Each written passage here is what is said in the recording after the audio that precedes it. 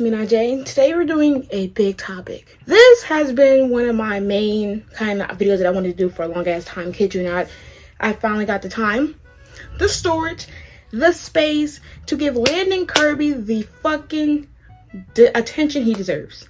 One thing for certain is I don't care about your opinion. I don't care what thesis statements you're going to type out. I don't care what perspective you're going to try to do. I'm going to debunk it, or I'm just not going to care because this is my opinion. I've seen Landon Kirby get dragged for like 2 to 3 years. At this point, he's probably the most dragged character, and you think that there's been probably worse fucking characters in the Vampire Diaries universe, let alone Legacies. But no, Landon Kirby always seems to be the first or second worst besides a lyric. And that changed fuck today. If you don't know, my comfort character is Landon Kirby. Obviously, he's like the second lead besides Danielle. And in this case, I find comfort in him. He's one of my favorite characters out of the whole show. I stand beside him. He is my son, my precious baby boy, my small being that deserves the utmost positivity in the world. And he deserves better than the shit that he's dealt with in his whole fucking 19 plus 20, maybe 21 years of life.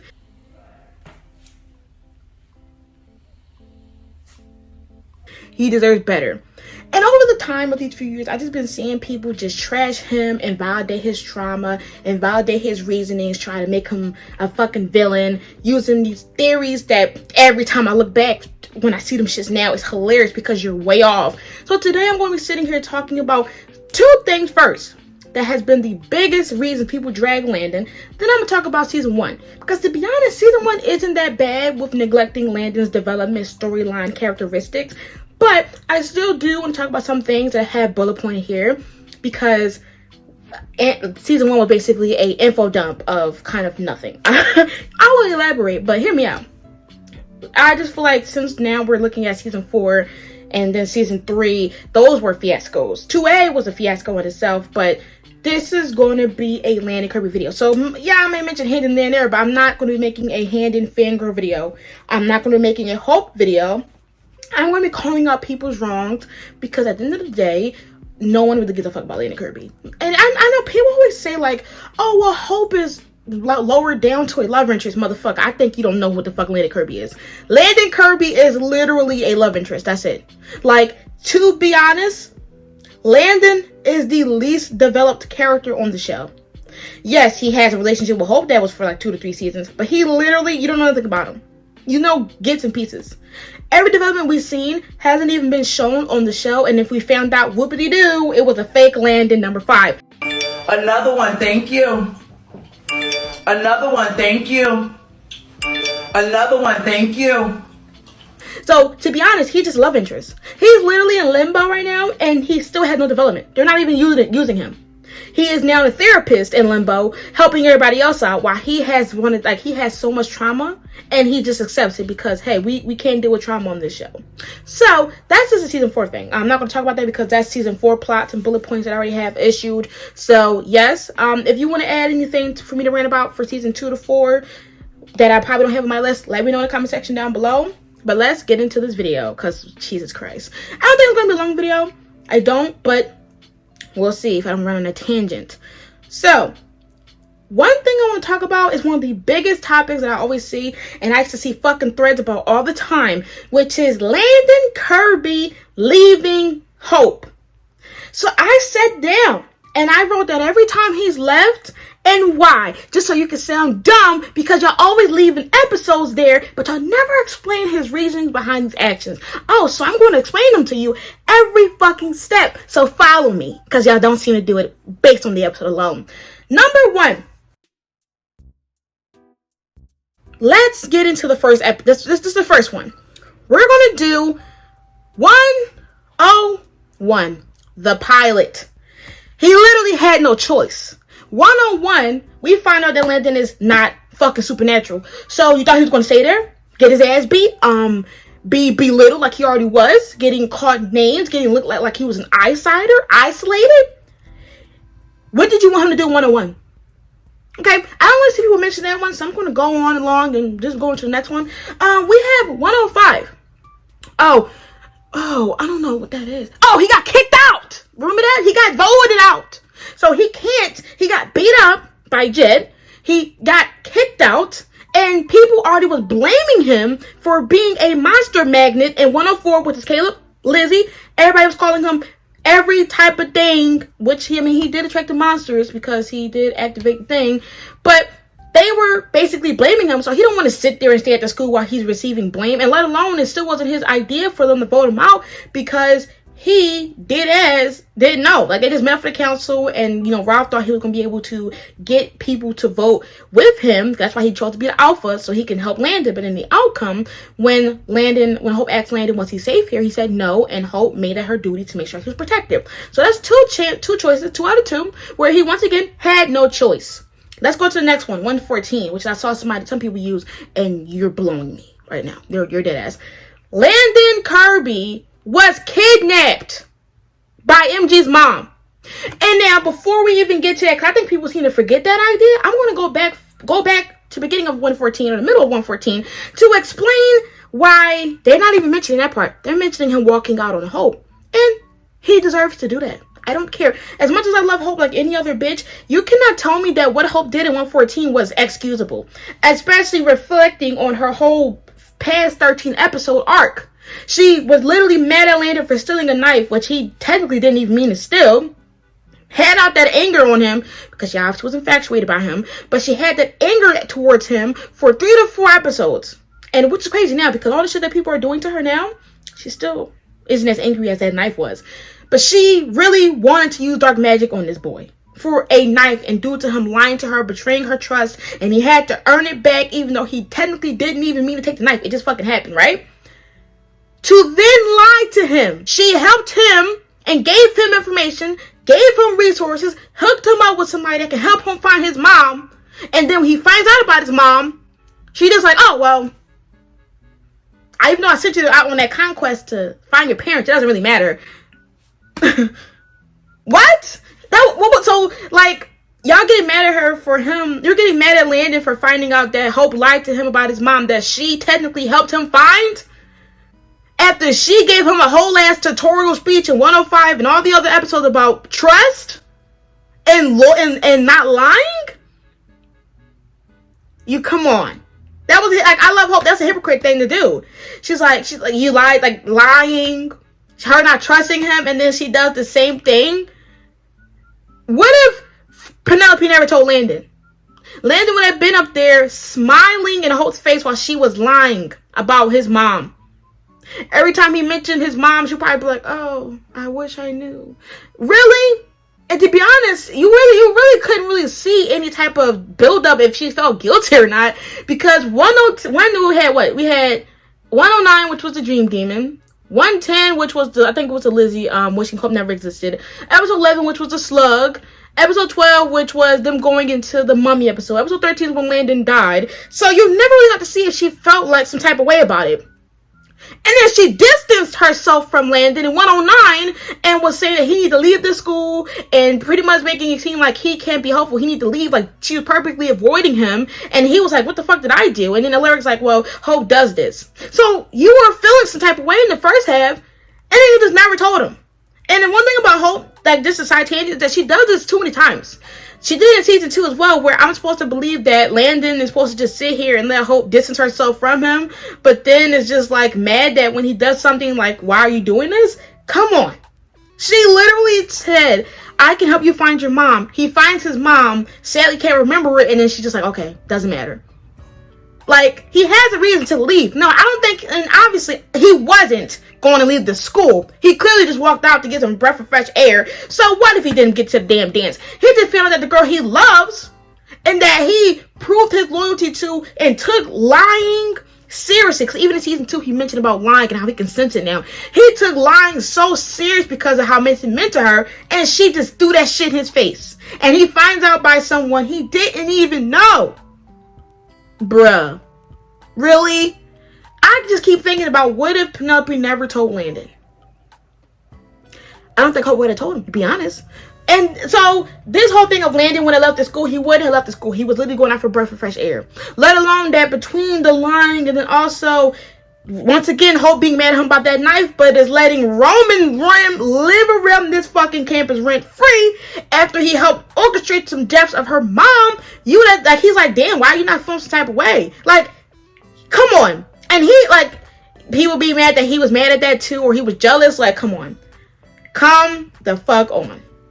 Roman, and then she got mad at him over a knife while Roman literally was helped murk bitches. Like, Roman helped murk someone. And the knife was the biggest conquest. Like, she literally about to do dark magic on this boy. Leave me alone. The next one is 206. Another thing that Hope does that, once again, like, everything that she does just does, like, everybody excuses it, and then, but when Landon reacts, because, Landon can't react, because Landon's a regular person. Landon can't react. He can't. He's got to accept it as it is, because he just has to. Because that's what I'm always seeing. 206, once again, I understand Hope. I definitely understand her reasoning about letting Landon be happy, even though he doesn't mean being with her. I understand that completely. That's not me. I'm not sitting here mad at her for that. But the thing is, how do y'all expect Landon to react to that? Because y'all always trash Landon about, you thought this was true love, and how would he not know Hope, blah, blah, blah. And I'm just like, so Landon just found out that, let me restate that statement. No, let me go back on that statement. Landon, y'all was mad at Landon for not peeping that Hope was his true love in 2A, right? But if he did, he would have been emotionally cheating on Josie. So, did you want him to emotionally cheat? Or did you want him to be a loyal boyfriend to Josie? So which one was it then? Because people used to complain about that, and I'm just like, so you wanted him to just dog out dead ass emotionally cheat? Like, is that what I'm getting? I think that's what y'all wanted me. I think that's what y'all wanted us to gather, was that y'all wanted him to be like, I got a girlfriend, doesn't even matter. I'm going to go ahead and worry about this girl that I saw for 5 fucking minutes. That's what I'm getting. Okay, I'm going to accept that. Moving on. 206, like I said before, Landon just found out that Hope. First of all, 2A. You already know how mad I get over 2A. 2A is already going to be a rant in itself when I get to the season 2 video. Just forewarning, I'm doing season 1 through 4. Every season is getting a video. If it's long. If it's not, it's not. But you're expecting me to believe that in 206, Landon finds out that, this whole time that he's been killing himself for this girl. He's been killing himself for this vision. Which, again, that trauma just seems to get swept under the rug. Landon,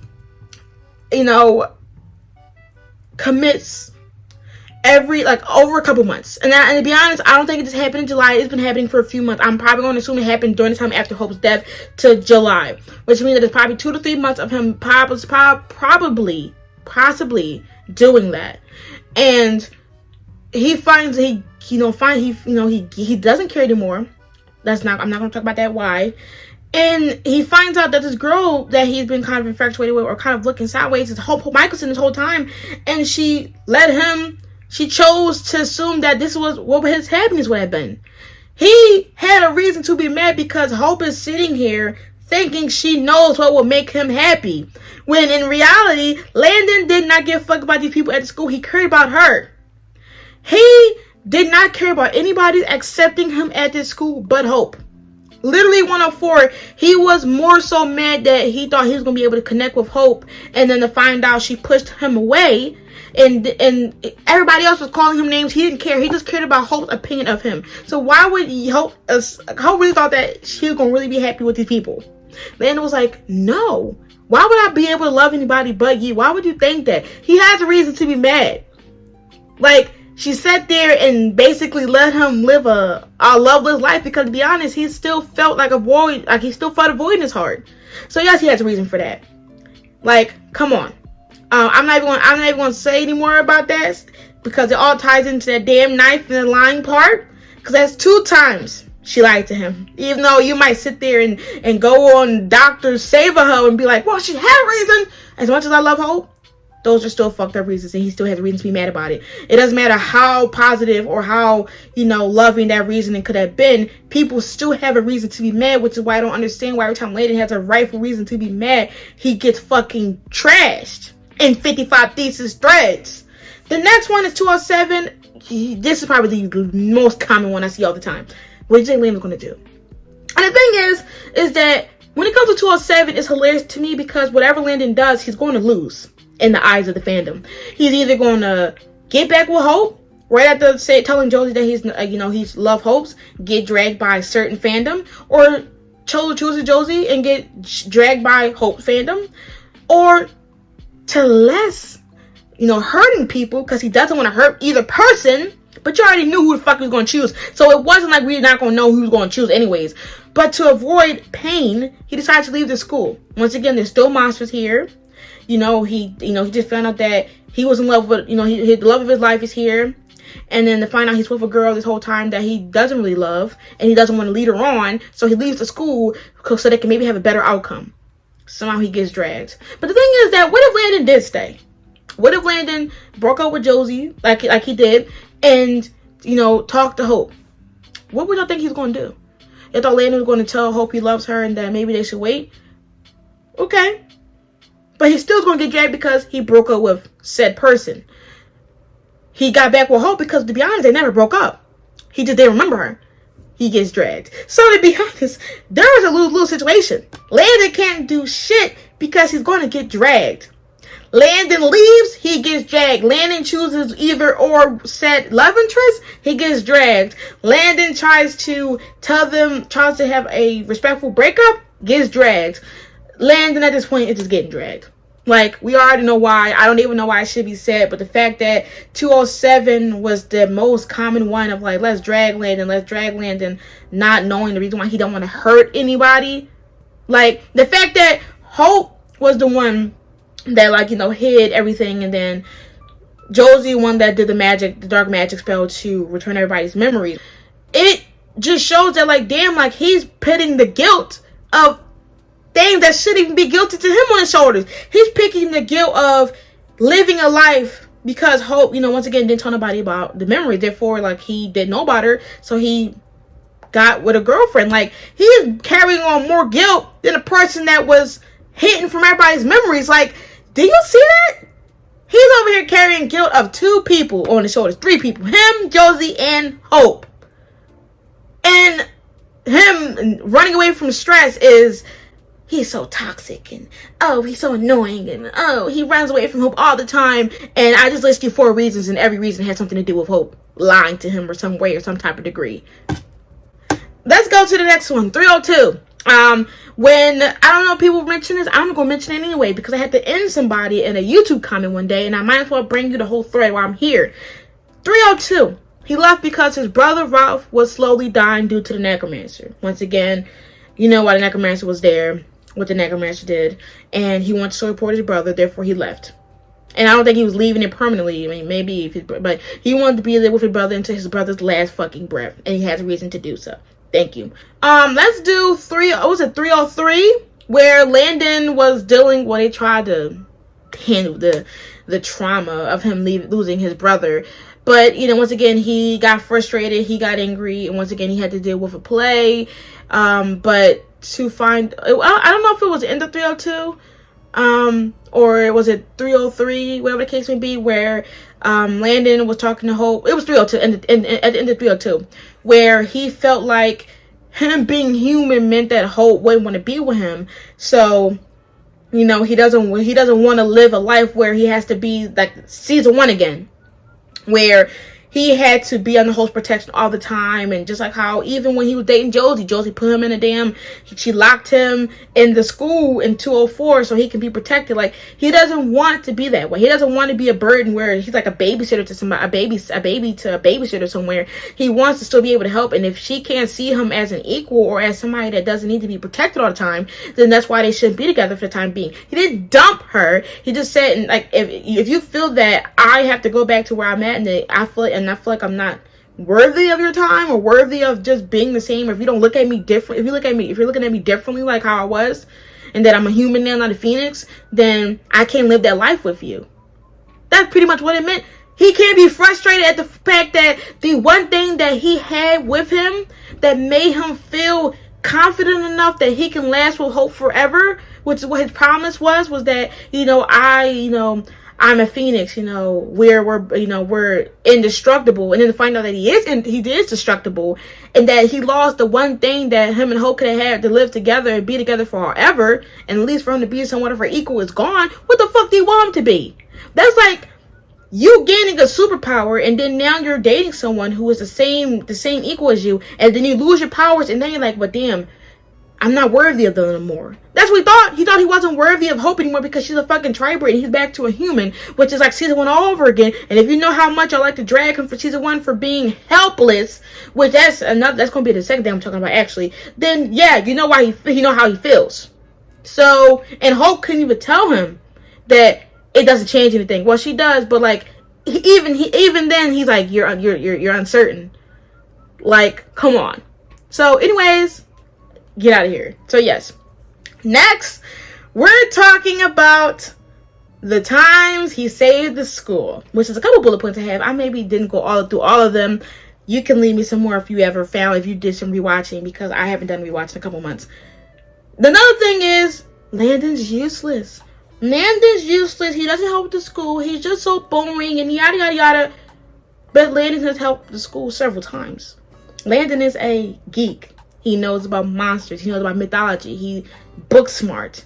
And when it comes to these mysterious ass monsters, none of y'all know about these monsters. Hell, y'all can't even figure out what could cause the problem or help the problem. Who's been helping Hope? Season 1? Landon. Because Lyric barely even told anybody about these monsters until like episode 11. Lizzie and Josie didn't even find out about monsters or unicorn monsters. I mean, when they got his chance, yeah, like, they didn't know until 11. Then 12, that's when they were able to help with the monsters and so forth. But, like, he kept these monsters away from them for the school for protection reasons. Which I'm not going to sit here and talk about Lyric on my Landon video, no.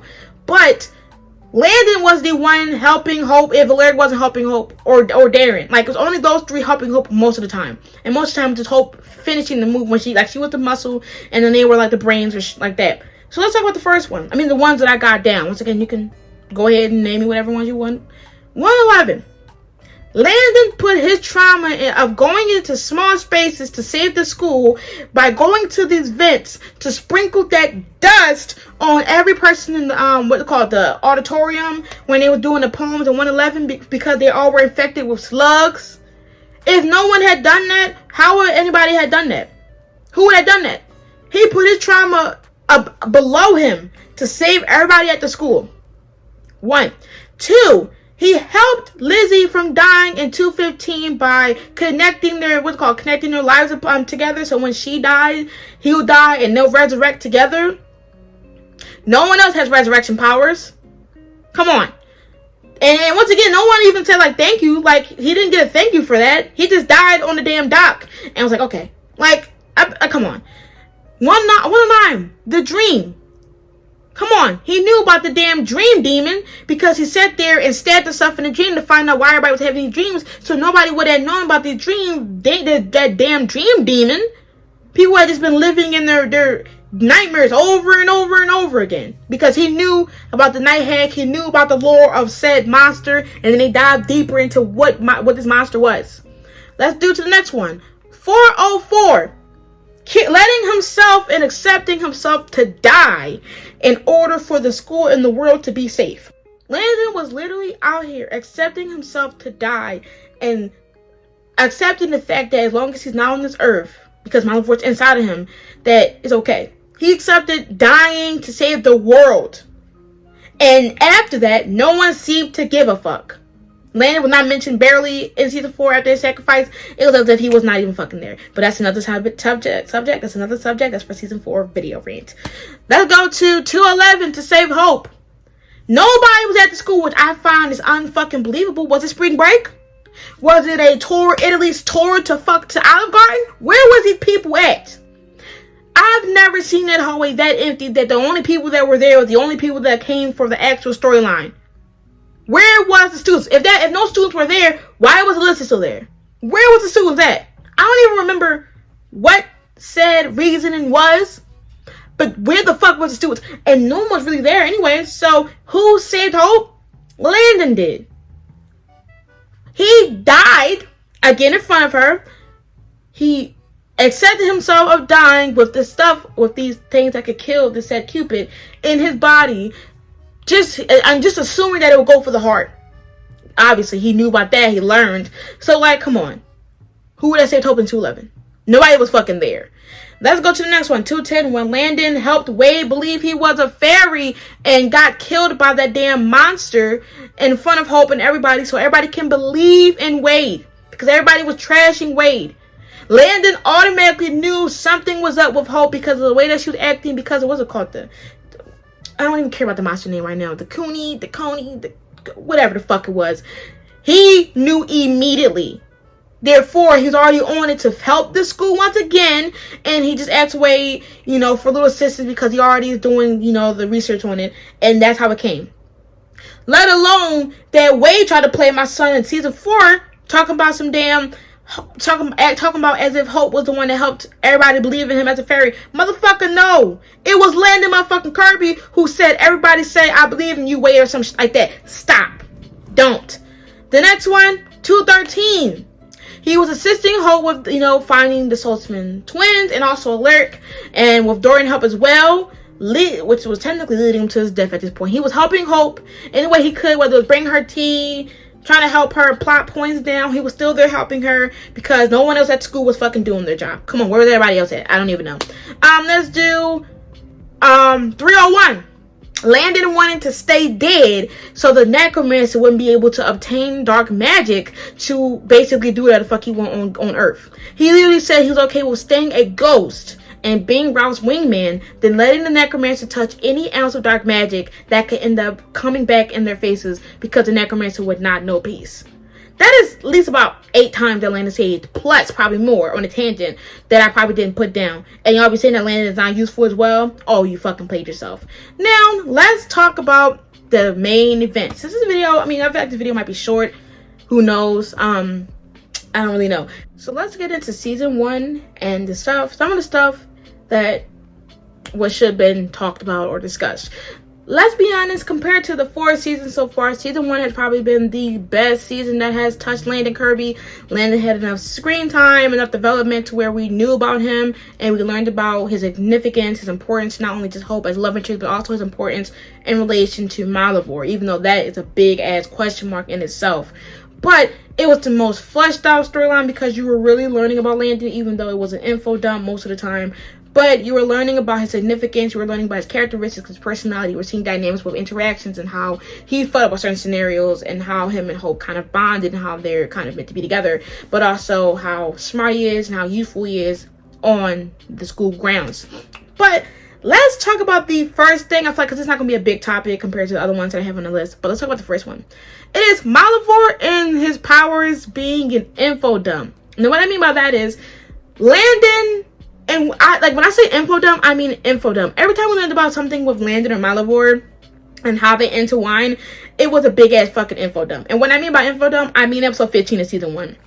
Literally, it was Landon just sitting there at the table while Clark went through a whole damn story timeline of just information about Malivore and why Landon is the perfect vessel for Malivore. Therefore, that's why these monsters are coming for him and why Landon has this attachment or kind of like uncontrolled motion to where he steals these artifacts without even really knowing.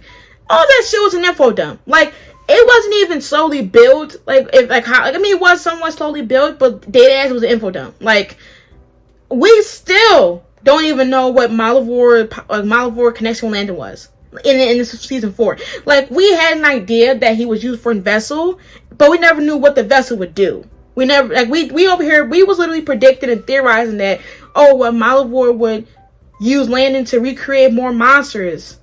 And then I'm like, is it Phoenix? Like, what is Phoenix powers? Like, we don't know the powers. We never learned the powers. We only got 2 powers, and then we got Recon, which is another discussion for season 2. Like, we didn't learn anything relating to why Landon would have been a delectable host. And, like, we never learned.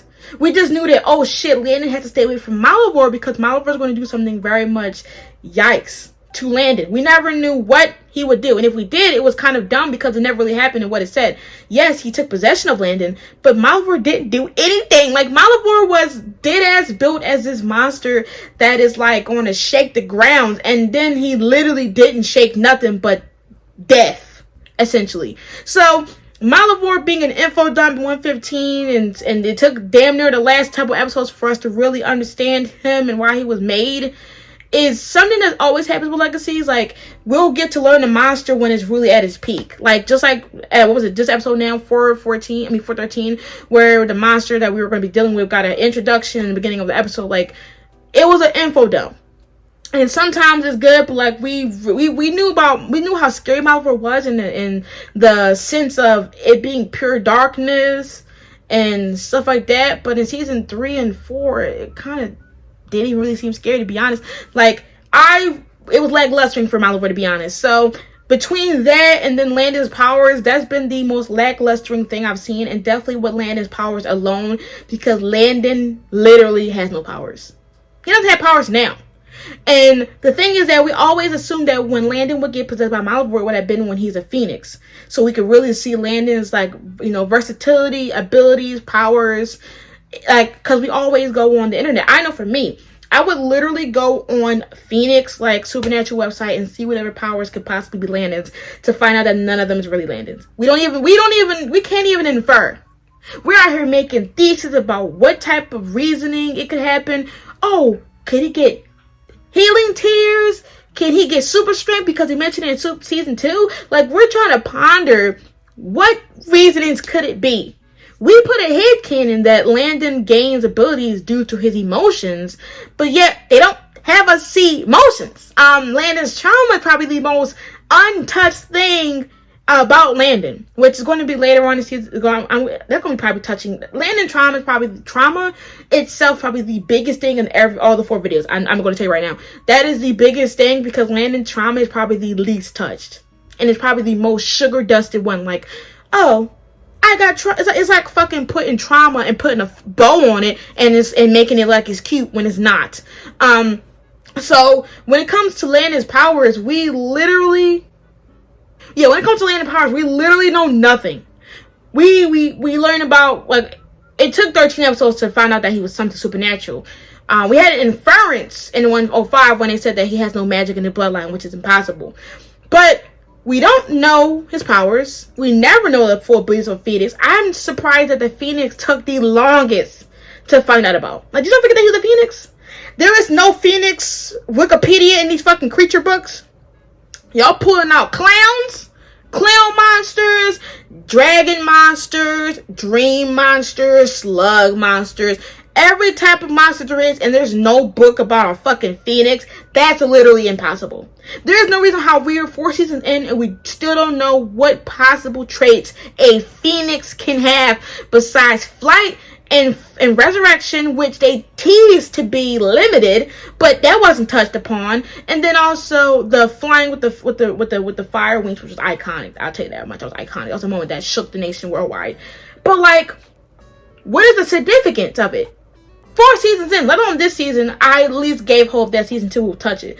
But, like, season 1, we only had Landon for like 3 episodes, but so we didn't really get to learn anything. But his powers is still something that was there because it leads into the next 4 to 5 videos I'm going to be doing. So that's why I'm mentioning it. Let's talk about the next one, which is, the next thing that kind of connects to it is DNA, which I feel like once again it couldn't be covered in the last 3 episodes, but you would have thought, because the way that Alaric just suddenly thought that Landon was a phoenix.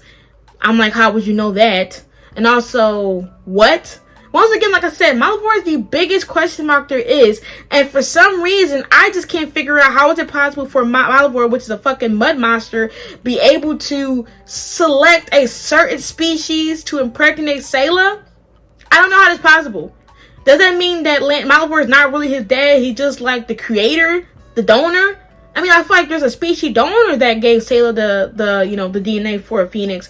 But, like, how was Malivore, like, the creation of Landon is just a question mark in itself, because, what? Like, what? Malivore, is Malivore that fucking OP at the point that he was able to select a specific DNA inside of him mid-melt muddle puddle? He was literally a puddle. And he was just in there floating around saying, you know what? This is Sayla's body that we got floating around. Let's put this phoenix. Like, he was able to just switch and swoo and ring around the DNA. Like it was a CSI case. Like how the fuck was he able to do that? Like did he start from this bullet point and then said for this one we gotta sit here and merge and do punish swears to make a phoenix? Like how the fuck did he do that when he has like 10,000? I'm hallucinating, sarcastic. Be sarcastic, obviously. How many? He has all those monsters inside of him, and he was able to just get a perfect phoenix. And what we collected was he obviously tried a lot. He made a lot of kids that were failures in his ideal eye as a host.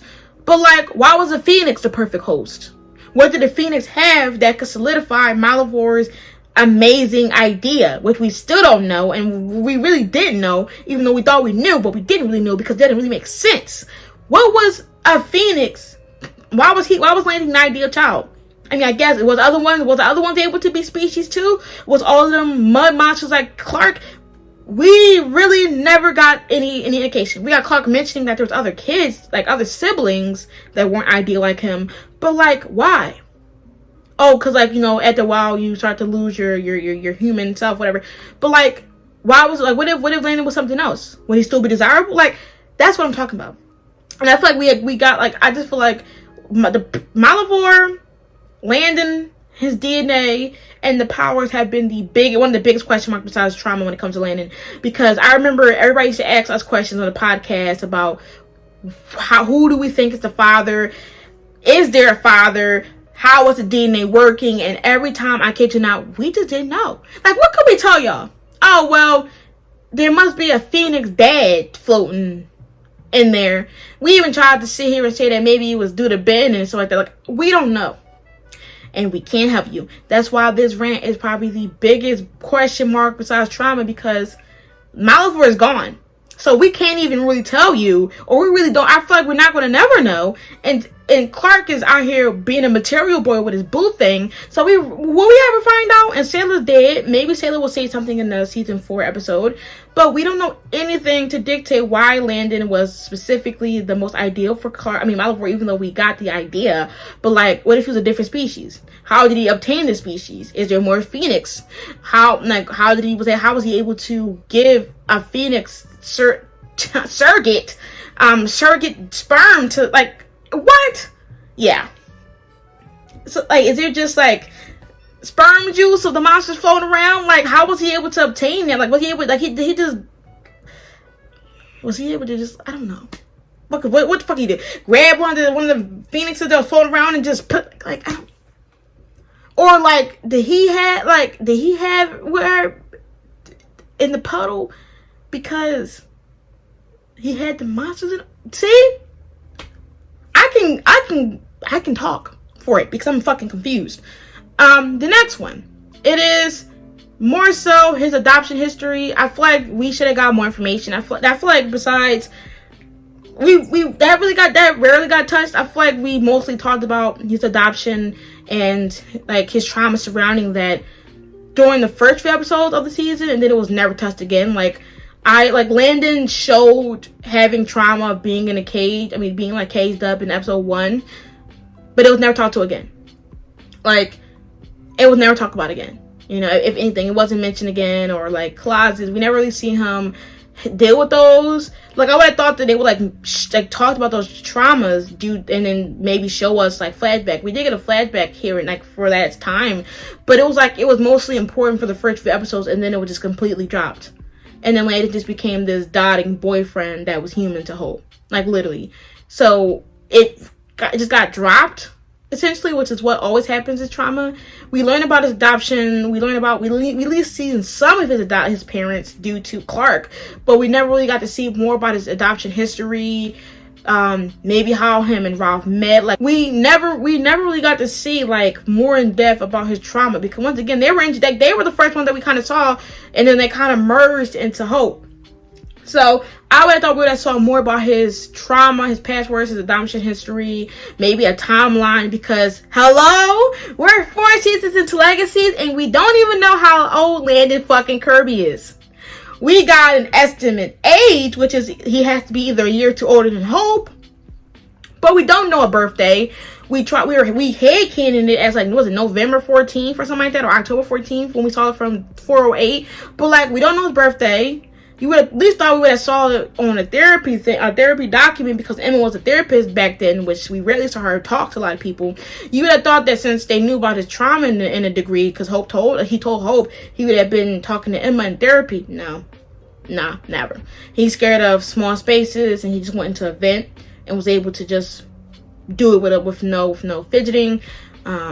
Trauma, being abandoned or left alone or lied to, and no therapy. So yeah, that was it.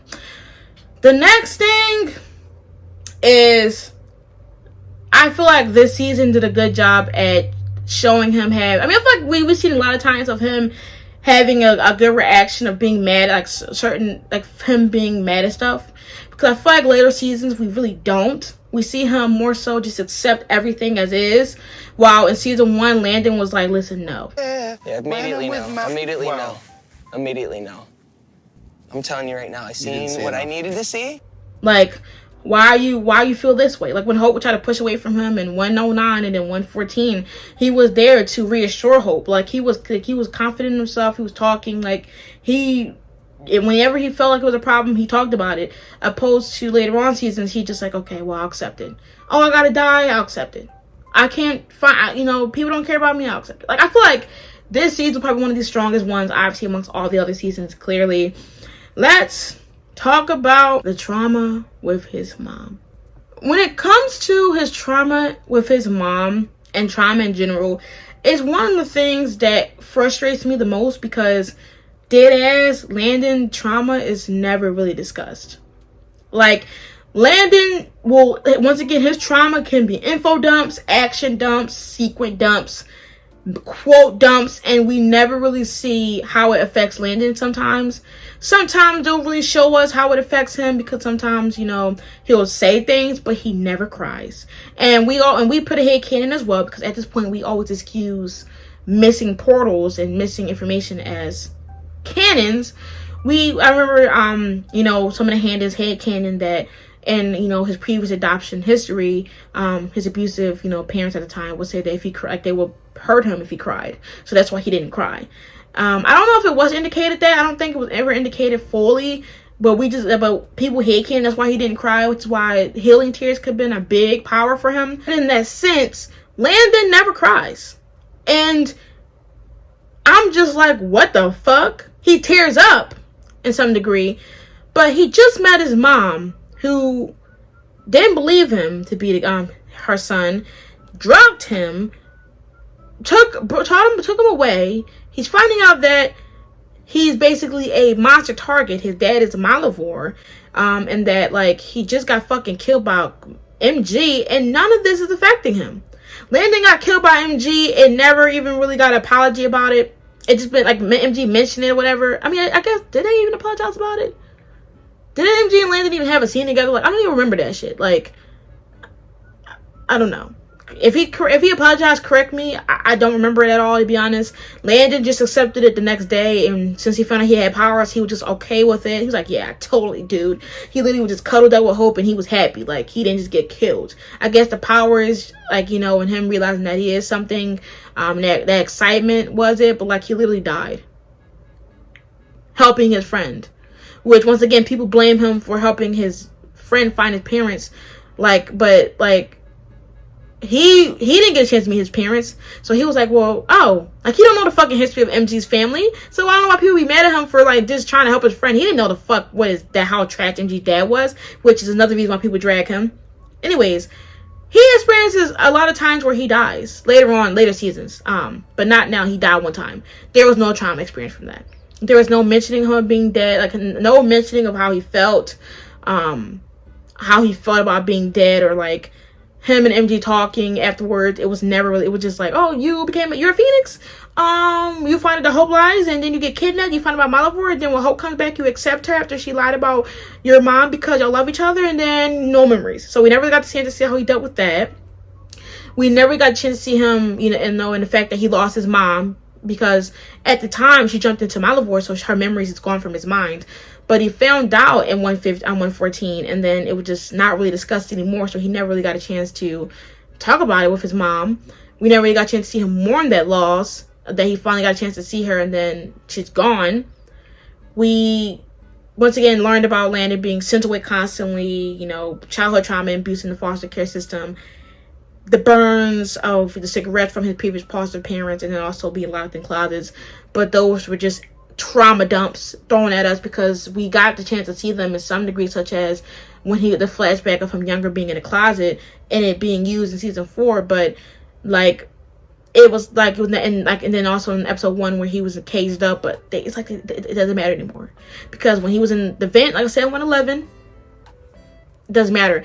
I just feel like they mention these things as if they're characteristics, and then they never talk about these trauma things again. Like, if I'm scared of, wasn't he scared also of door hinges or something like that? Like, or like, imagine you saying this to me, and then it never really is like used. And like, and once again, it doesn't have to be a constant thing you show, but the fact that we never saw him talk to Emma. And then even in season 2, with that big event happened, we didn't even see him talk to Emma. Like, we never seen Landon talk to Emma. Like, he would have been, like, y'all had documents of these kids' trauma. Because I remember them releasing a damn picture of what each character, like, information was for Emma access. And we never seen him talk to Emma either. Emma, the least helpful therapist I've ever seen in my fucking life. Like, if she was a therapist, we didn't see it. We couldn't even see Landon have a therapy session with, like, him, you know, getting killed and becoming a phoenix. How did that affect him, knowing that somebody that was his friend killed him, or that, you know, about his mom, even when he came back or before he got kidnapped? Like, nothing.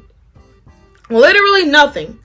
Like, it's as if they were just like, yeah, cool. Like, or even them trying to or parallel how he's been afraid of people of being sent away, that he sends his own stuff away from people to prevent people from being hurt. Like, the trauma just don't like, I mean, to be honest, those trauma things is light work compared to the other seasons. Therefore, the trauma really isn't, I mean, it is big, but the trauma neglection or the trauma expression or focusing on why these traumatic moments in Landon's life affected him and made him these certain ways barely be touched to some degrees in season 1 because it was kind of introduced, but still rarely was. The next few seasons, oh yeah, that's going to get worse. But I just wanted to do that. Those were kind of my little rant takes about Landon Kirby in itself. Once again, Landon is my comfort character. I love him with all my heart. He is somebody that I can watch all the time and smile and laugh because he's just so precious. And for me personally, just watching him be trashed or have his trauma or feelings or emotions invalidated because of fucking reasons said, and not seeing his side, because Landon's side is never seen. Rarely seen. It was a whole ass Landon hate train on him until like fucking season 3-ish. It was gone. Let me just go. Really? I don't understand. I swear to God, I don't understand. And then some of these people are now Landon enthusiasts, or, oh, well, I like Landon when he's not with Hope. I'm like, no. Because Landon with and without Hope is the same damn thing, to be honest. Because even when he's not with Hope, he doesn't really have flourished development that we already don't know. When he's with Hope, he acts the same damn way. So how he act, how is it? Like, I understand if they get so wrapped into a love interest, which is what he always is sometimes, that when he does get separated from her,